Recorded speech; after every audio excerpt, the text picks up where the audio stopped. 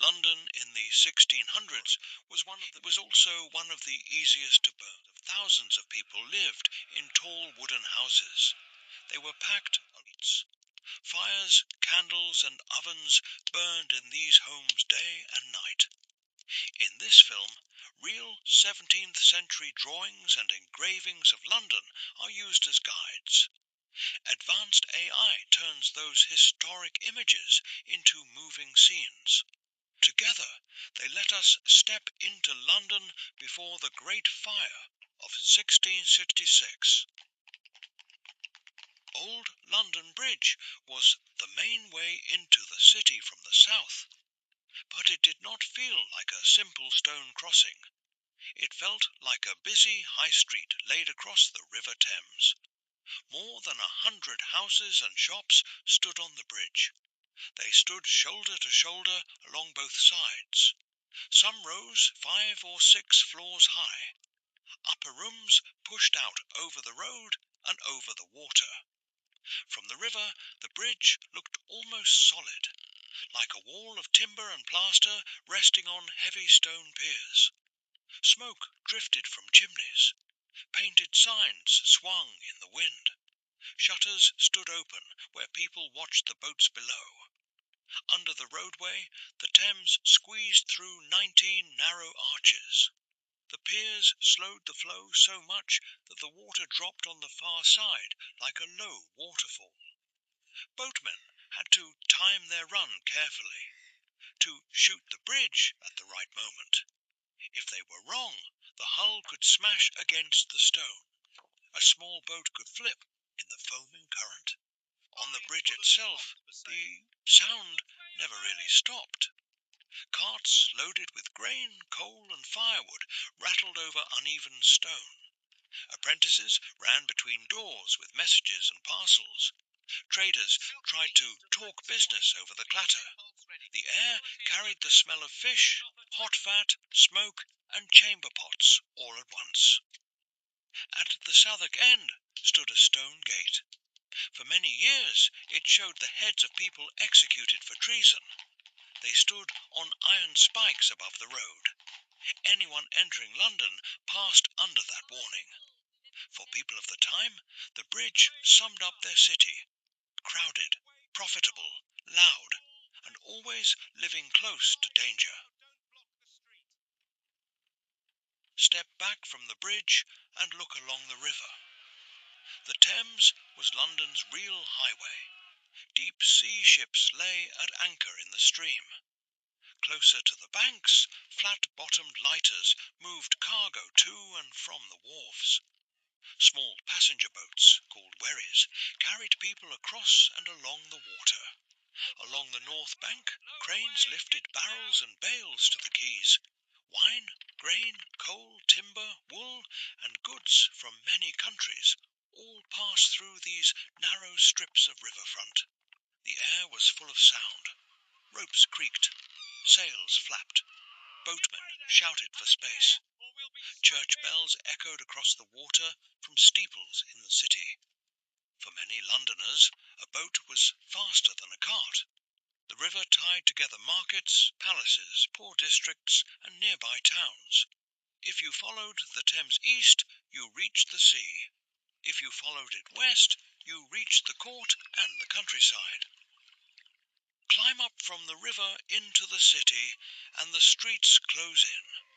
Here you find places like Cheapside, one of London's busiest markets.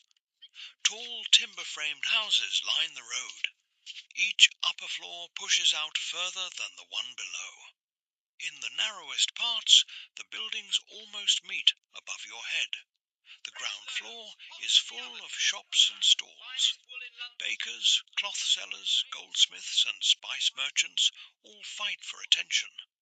Apprentices stand at the doors, calling out prices and praising their master's goods.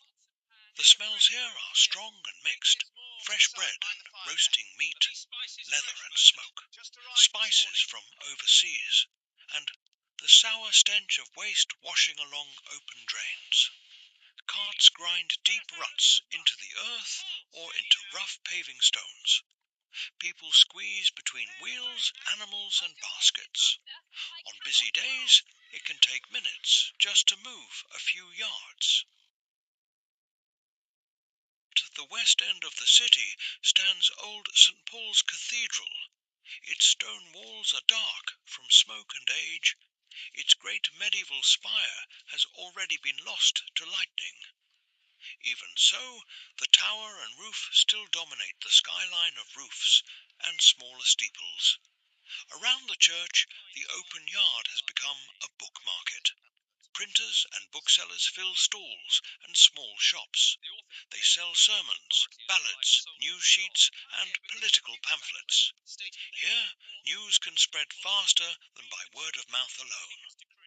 Inside the nave, people do more than pray.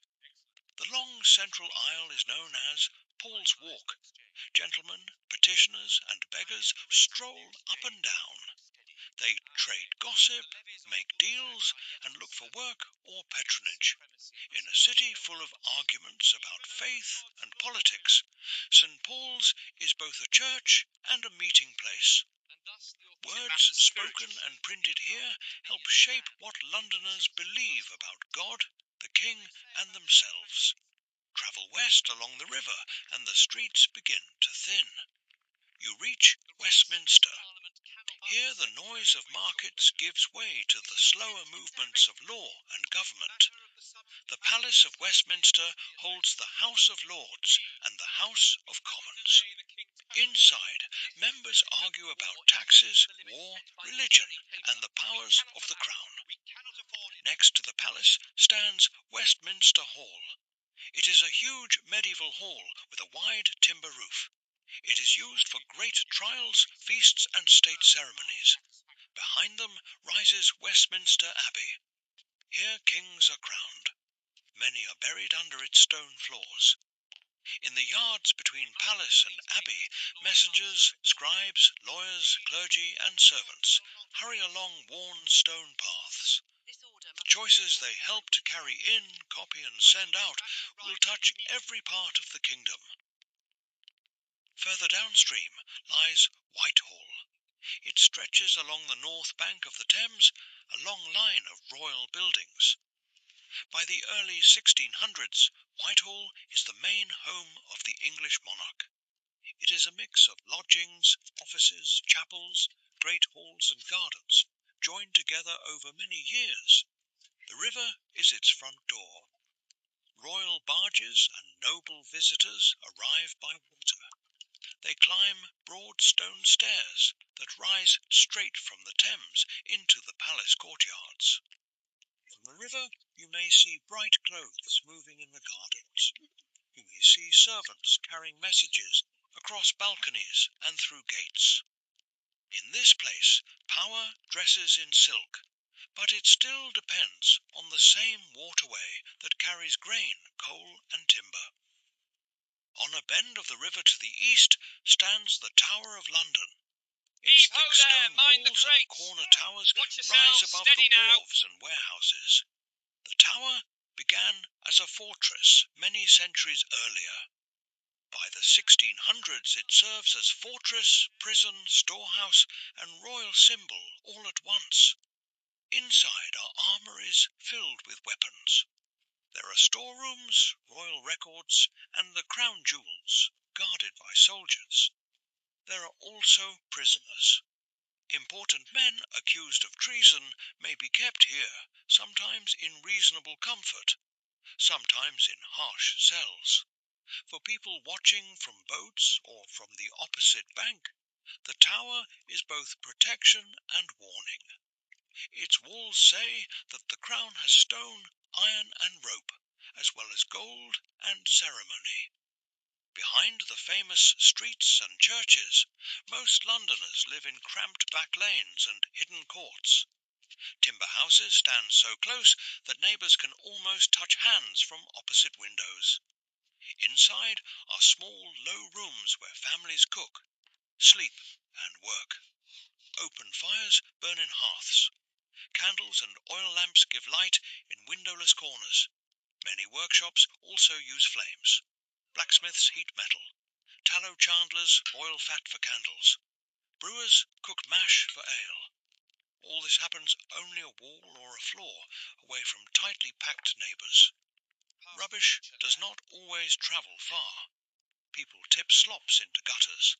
They store firewood, straw and goods under stairs and in lofts.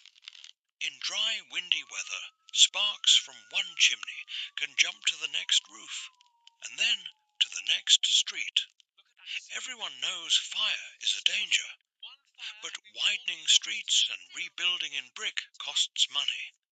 So the city keeps growing upward and inward, feeding more fuel into the same tight maze. Walk only a short distance beyond the walls, and London falls away. There are fields, orchards and market gardens. Small villages like Islington and Clerkenwell send milk, vegetables and fresh meat into the city. From here, the city looks like a tight cluster of roofs and towers. St. Paul's rises in the centre. Church spires and the line of old London Bridge stretch out from it toward the river. It is hard to believe that this small patch of buildings holds perhaps 300,000 people. Yet its smoke stains the sky. Its trade and news reach far into the countryside. In early September 1666, a fire starts in a baker's shop on Pudding Lane. The houses around it are wooden. The lanes are narrow. A strong east wind is blowing. The flames move from roof to roof faster than the city can fight them. For 4 days, the fire runs through the old wooden maze. It destroys about 4/5 of the city inside the walls. Old St. Paul's, many churches, thousands of homes and shops, and whole markets vanish into smoke. Old London Bridge survives, but the neighbourhoods that fed it change forever. Steady In the now, years lift it that straight. follow, a new London of Watch the brick, corner there. stone Aye, and wider gently streets rises from the ashes. Very little of the London you have just walked through still stands above ground. But its river, its street lines, and its choices still shape the city today. If there is another city or time you would like to see rebuilt, let it be known. History leaves traces everywhere,